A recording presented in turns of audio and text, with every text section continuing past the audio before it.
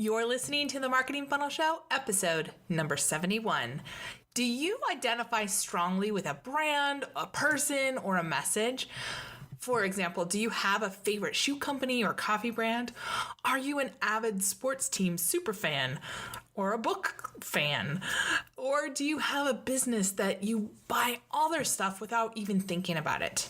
Ever wonder how to create an audience like that for your business? That's what we're getting into today. Welcome to the Marketing Funnel Show. I'm your host, Michelle Evans, and this is the podcast for coaches, experts, and online business owners to learn how to go from simply surviving to sold out using the power of marketing funnels. All right, let's jump into today's show. Well, hello there, and welcome back to another great week. Thanks for letting the Marketing Funnel Show be a part of your week.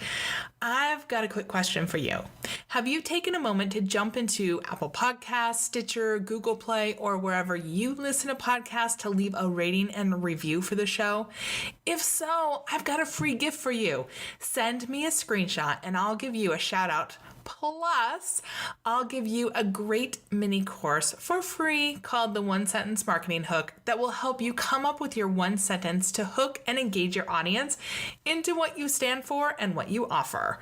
All you have to do is take a screenshot and send it to me at michelle@michellelevans.com. I'll link to it in today's show notes so you can go to themarketingfunnelshow.com/71 or just go in your podcast listening app and you can click on it right there. All you have to do is let me know and you are in, my friend. All right, today we're continuing to talk about the principles of persuasion, coined by Dr. Robert Cialdini way back in 1984.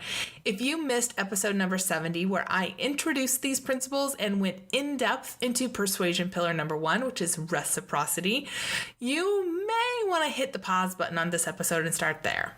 That way you can go on this journey with me. Because when you match up the principles of persuasion with your marketing funnel, you can create a profit engine that attracts clients, students, and customers and buyers for years to come so that you can get your business results without worry, right? Again, we're talking about Dr. Robert Cialdini's book called Influence: The Psychology of Persuasion.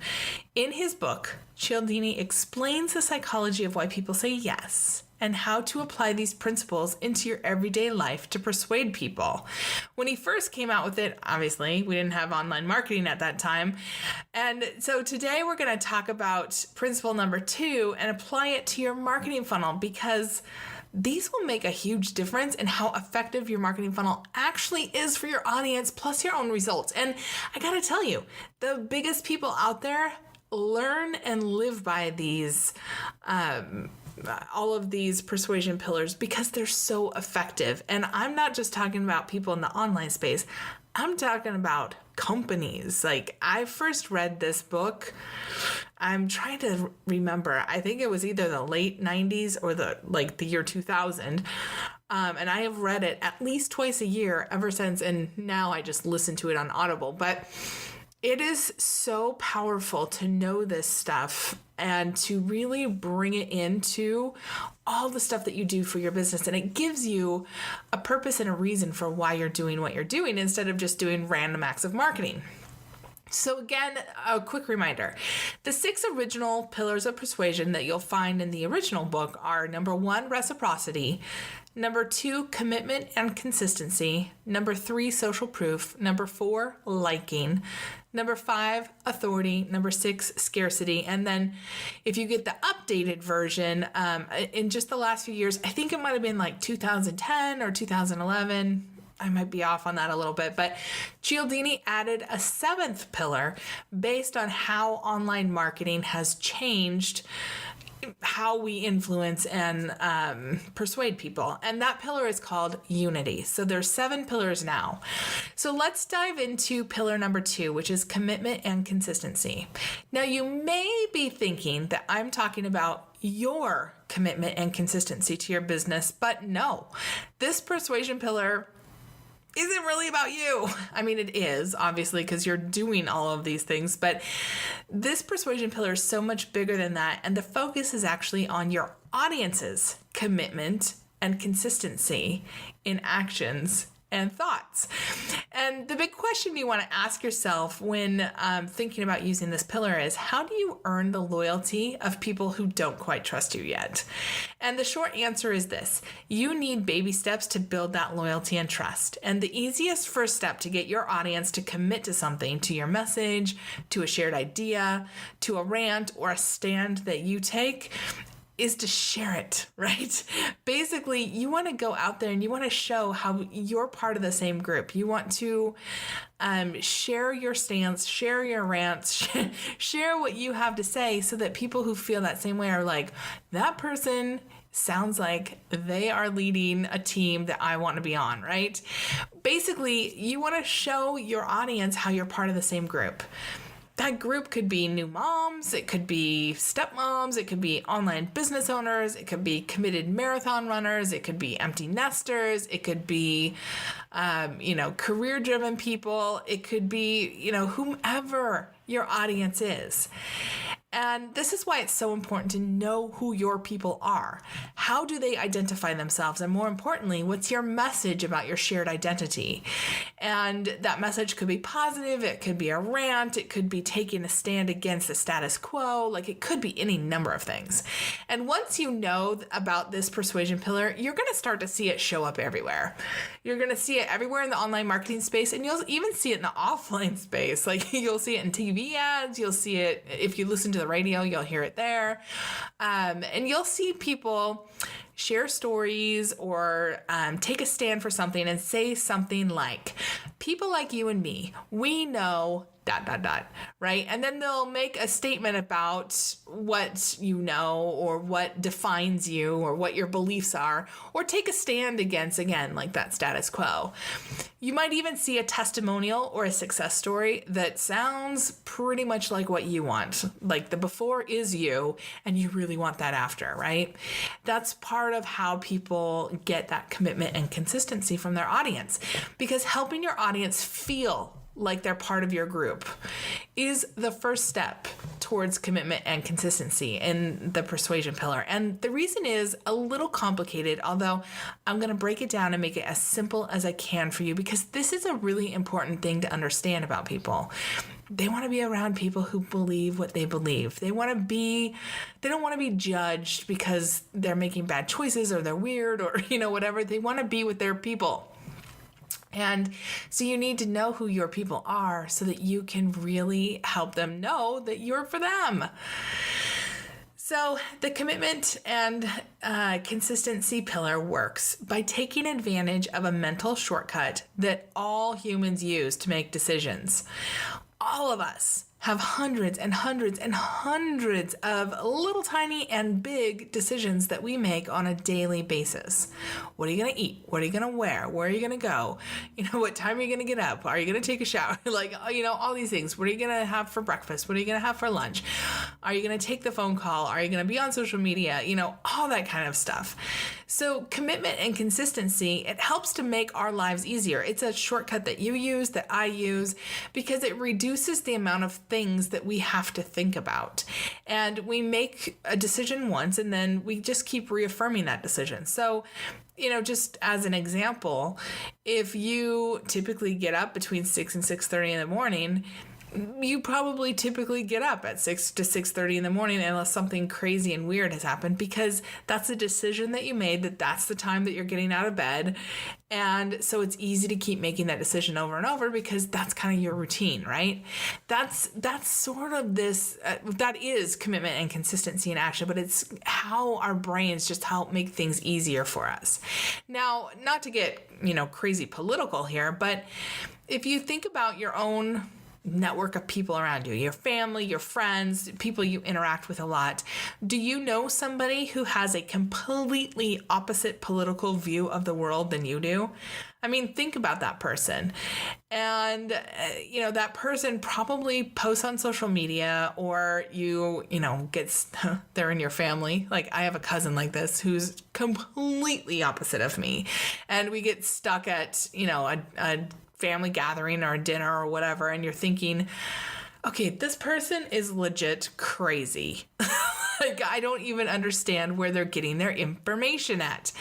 And worse, if you're anything like me, you try it once, you try to engage in dialogue with that person about your point of view and about why you believe your point of view and about facts and about why you believe what you believe. And if you're anything like me, you try that once and then you stop it pretty quickly. Why? Because clearly the other person's mind is already made up. They've already decided that they're not on my team. They're on a different team, right? They have a different political view.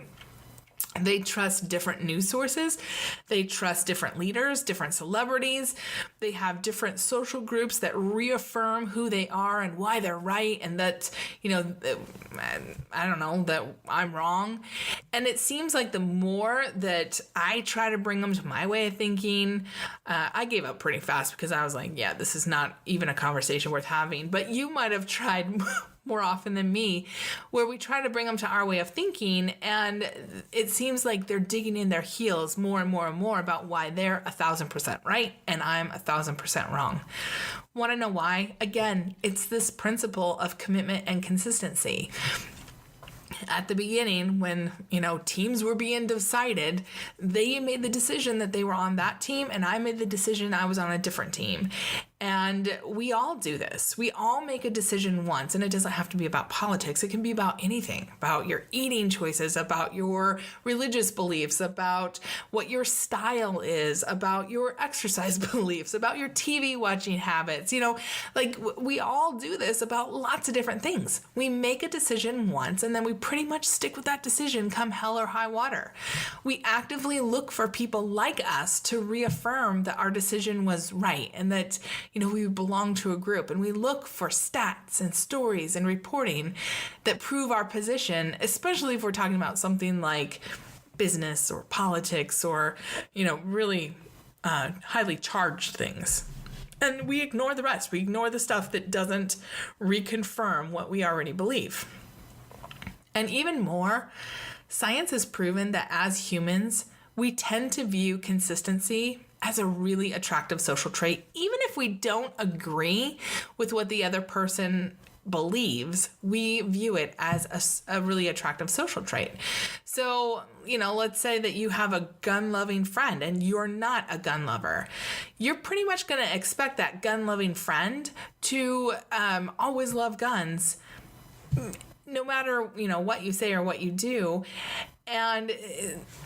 And if they suddenly became like a pacifist, I'm thinking of like a flower child pacifist, you would be like, what happened? Like, what's going on here? You're not, the Tom that I know. You're somebody else. And that's because we want to put people into a box, and we want to know, are they with me or are they against me? Are they on my team or are they not on my team? And will I listen to them and trust what they have to say or not? And that's why it's so important that you help your audience know that you're in the same tribe, that you stand for the same things, that you believe and work towards a common shared view of the world.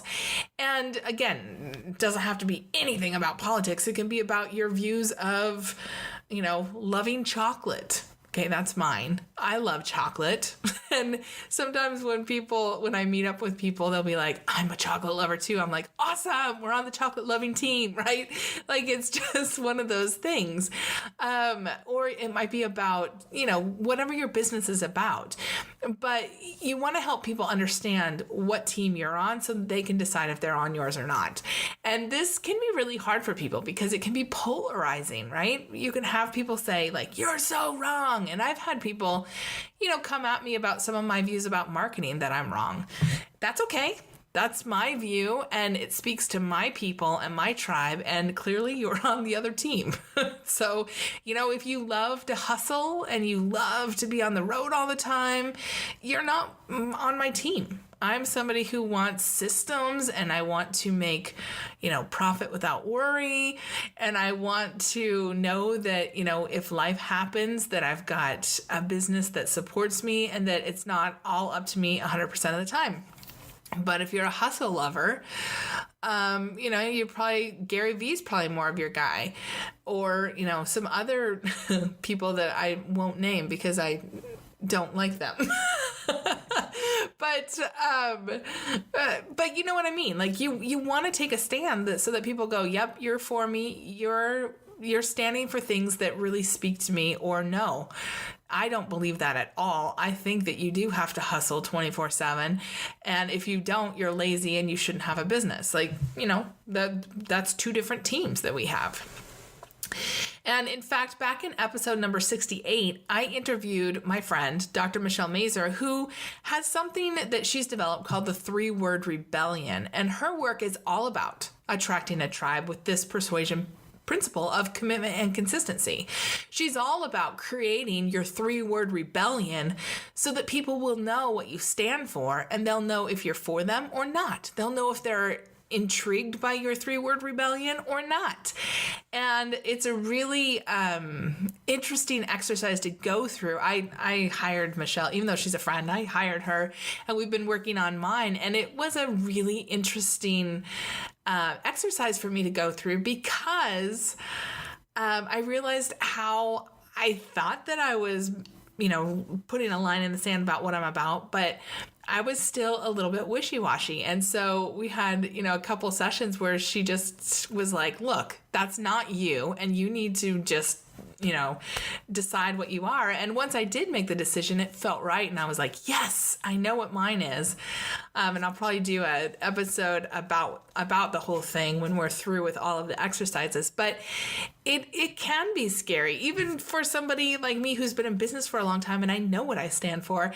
Really focusing on what your team is all about is a tough thing to do, because you know that you're going to have people go, okay, that's just crazy. You're just a nut job.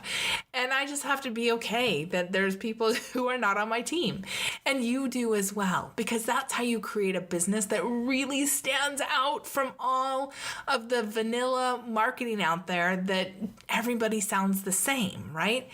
And if you haven't listened to my interview with Michelle, which is episode number 68, I'll link to it in today's show notes at themarketingfunnelshow.com/71, or just in your podcast app.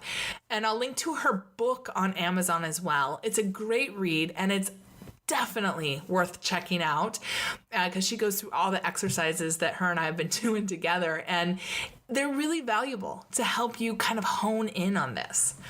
All right, so let's talk about commitment and consistency in action. So the inaction number 1 is to start small.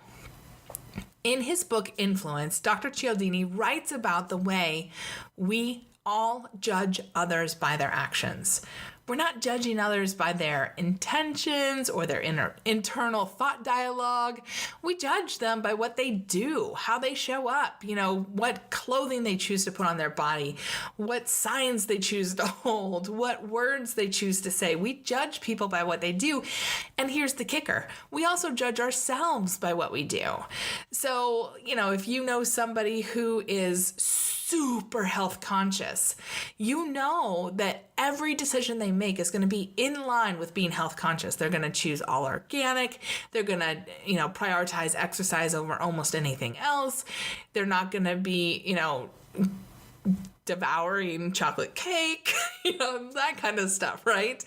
And so when we know this about ourselves, that we judge ourselves based on the actions that we take, and we judge others based on the actions that they take, we expect that once you take an action, you're going to keep taking that same sort of action. So if I say, yep, I'm fully on this eating plan, or fully on this, style plan or whatever, every time I show up, you would expect that that's how I'm, going to act. And I would expect it of myself as well.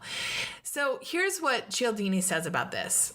He says, a person's behavior tells him about himself.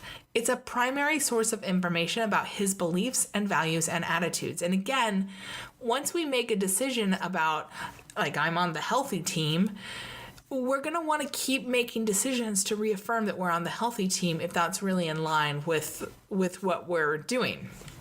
So once a customer can be nudged into making a tiny, insignificant choice and stand, it really paves the way for you and me to offer bigger choices. And these bigger choices might be met with less resistance because the first small choice that they've made got them on that path. So if you're talking to, health conscious moms with super picky kids, okay, that's me.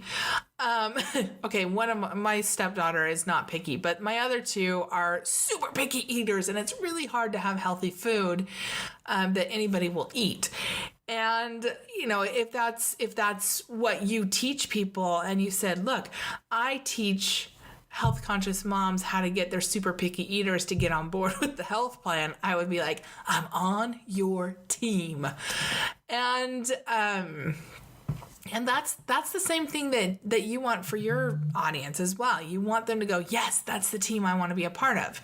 And this is commonly known as the foot in the door technique, where a small request paves the way for saying yes to a larger request down the road. And the request does not have to, when I'm talking small, I'm talking really small.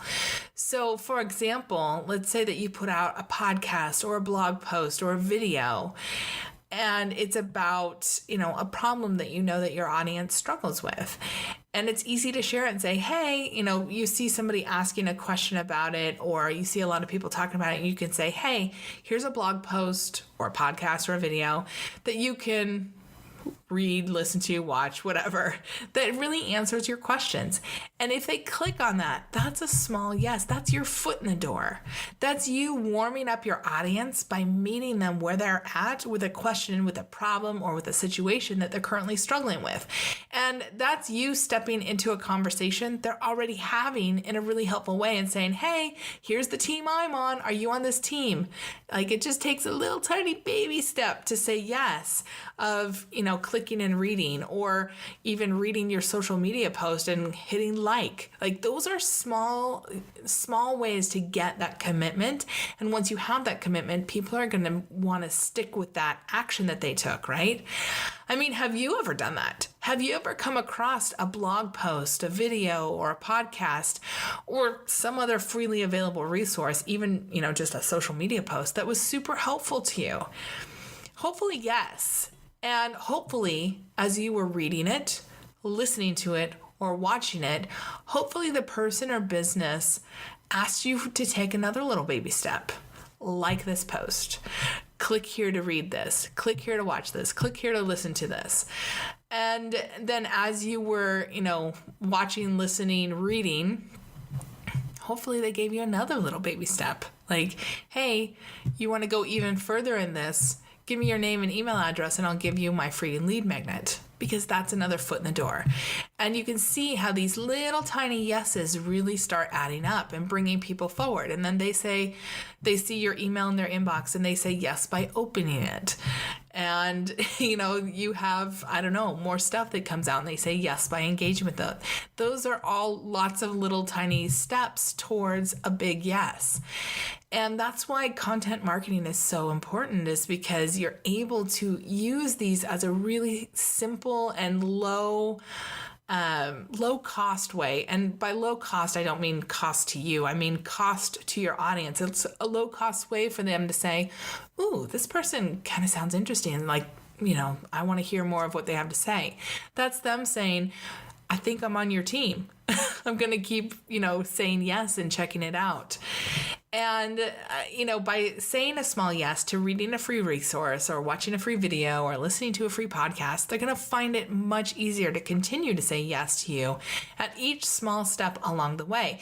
And you, as a business owner, need to understand that. And that's why you can't rush. That's why when somebody comes to me and says, "Oh, I've been running Facebook ads and they're just not working. Will you take a look at it and help me understand, how I could make this work better?" I'm going to tell you, like 9.999 times out of 10, what they've been doing is running ads that are straight to an opt-in, or running ads straight to a webinar, or running ads straight to something that requires a pretty big steps. They're not taking those little baby steps of feet in the door. And a lot of times it's because they've seen this from a big, well-known person with a huge audience, tons of name recognition. And they're like, but it works for them. Why is it not working for me? Well, part of that is because that person has already laid the groundwork with all these small feet in the door. What would you say? Like, they already have a foot in the door, I guess would be the best way to say it. Because, they've already put out a lot of content that this person has paid attention to, or their audience has paid attention to. They've already built up that trust and that buy-in, and they already have people on the path of yes for them. And that's why they can do it. But for you, and for me, when we're not as well known and we're not, doing, 10-figure launches or whatever, we need to take these smaller steps. And so whenever somebody comes to me with their Facebook ads that aren't working, I always say, okay, we need to start with your warm-up content. We need to start by building an audience and by building engagement with them, and by having you become more of a familiar face. That's why I always love to start with, videos or blog posts or podcasts or whatever. And I do it myself too, because this is a way for you to get a foot in the door and to start to build that trust when you're not well known. This is how you get started. It's not, by spending $300 a day on Facebook ads to a webinar and then wondering why, nobody's converting. It's because you don't have a foot in the door. They're just like, not sure what's going on here. All right. Commitment and consistency in action number 2. Join a crowd. So on the opposite side, if you're not, in the smaller group, if you've got some impressive numbers, like, 15, 20,000 people on your email list or more, or you have some really recognized names that you work with, this is a great way to utilize commitment and consistency. So for example, if you go to digitalmarketer.com and look at their homepage, even though they're well known, they've got a ribbon in the middle of their homepage that says trusted by 126,000 plus marketers and companies alike. And then they have a bunch of well-known company names underneath, with like Uber, HarperCollins, Infusionsoft, and Shopify. Names that you would trust, right? So there's 126,000 people and names that you would trust. It's a whole lot easier to trust a crowd. You think, if 126,000 people said yes and these big companies said yes, obviously it's safe for me to say yes too, especially when that crowd includes names that you recognize. I've also seen people do this when they don't maybe have a huge email list, but they've worked with some really big names. So they've maybe worked with somebody and then they've gone off on their own to do the same sort of work. And they'll say, hey, I used to work with so-and-so, and I have all the insights and knowledge about this, and let me show you how this could work for you. And so they're leveraging the big name in order to, bring in some of that credibility, like, you can trust me, they've trusted me. And again, it's a whole lot easier to trust a crowd. So if you've got big numbers and or big names to lean on, it's a great way to invite more people in your tribe. I'll link to the Digital Marketer homepage today in today's show notes so you can see what it looks like for yourself. And you can find that at themarketingfunnelshow.com/71 or your podcast listening app. I have a lot of links in this one because some of this is pretty visual. Like, I can talk to you about it, but if you see it, then you go, aha, I see what they're doing now. So I'm giving you like the behind the scenes scoop, right? All right, commitment and consistency in action number 3, public commitment. So another way to get a small yes from your audience is to have them make a public commitment to you, to your cause, and or, something that you guys all can rally around.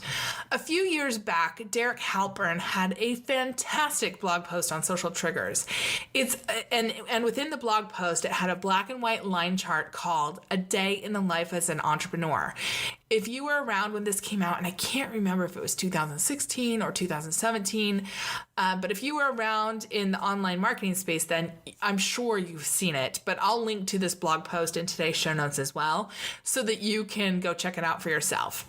If you haven't seen it, it's an up and down black line. Like think of a heart monitor line, but a little more stretched out.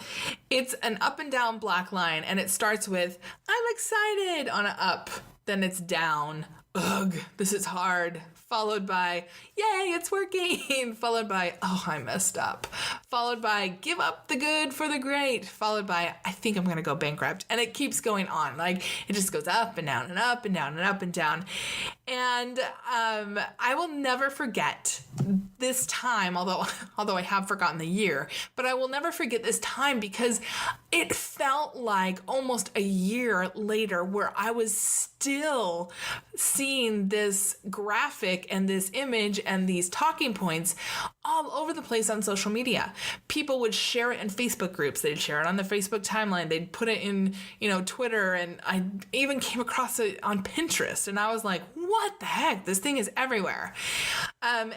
Derek is a really, really smart marketer, but part of it is that Derek was brilliant in putting this together because it deeply resonated with the online marketing crowd. And he wanted us to know, even though he had been super successful in his business, he still had these up and downs, right? And B, it was kind of funny, kind of true, and kind of made us feel better about the entrepreneurial journey, especially if we were on some sort of down part, right? It's like, yeah, but there's an up coming really soon. So what happened? Well, people shared this and they talked about it, and they shared it and they talked about it, and they shared it and they talked about it forever. In fact, some people kind of tried to rip it off and to take Derek's name off of it and pass it off as their own. But what happened is but everybody knew that it was his. But people started making public declarations. And they would make public declarations about following Derek's Social Triggers blog. They would make public declarations about being an entrepreneur. They would make public declarations about, this is a hard journey. It's not just like all rainbows and unicorns. And it just really brought together, like, yeah, we're in this together. There's goods, there's bads, and we need to be really honest about all of it. I have zero idea what this did for Derek's business growth. I don't know him personally at all, but I have followed his stuff for a long time. But I can guess that at the very least, he got a bunch more subscribers. And even the people who were already subscribed to him, he probably took a giant step forward in the commitment and consistency, because they're like, yes, this dude gets me. Even though he's super successful, he still gets how hard this can be. And he probably very likely got even more than that in terms of people saying yes to buying his offers. But again, I don't know.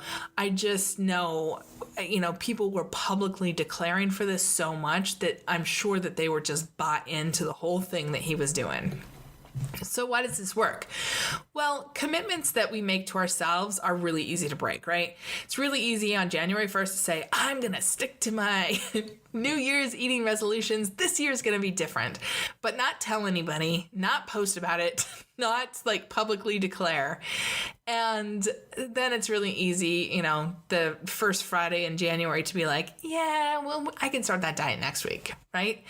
But when something that we said is heard by everyone else, we have a really strong desire to stay consistent and committed to what we said we would do, right? That's why places like Weight Watchers have you show up to weekly meetings, because it's a lot easier to keep going when you're publicly in it with somebody else. That's why, there's that new, I can't think of what the app is called, but there's a new app where you can, pay money. And basically, if you reach your weight loss goals, you get money back plus extra.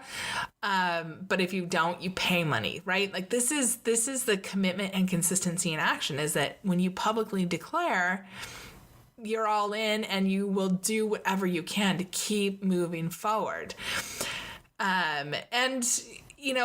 With Derek, it would have been a lot easier for people to give up on their dreams of entrepreneurship when they hit one of those lows if they hadn't publicly declared and shared and said, yes, I'm on this journey. I wouldn't give it up for anything. Like, it's a lot harder to give up on your business if you have publicly done that, because then people are like, wait a minute, you said that you were totally into your business. What happened? And that just doesn't feel good for anybody.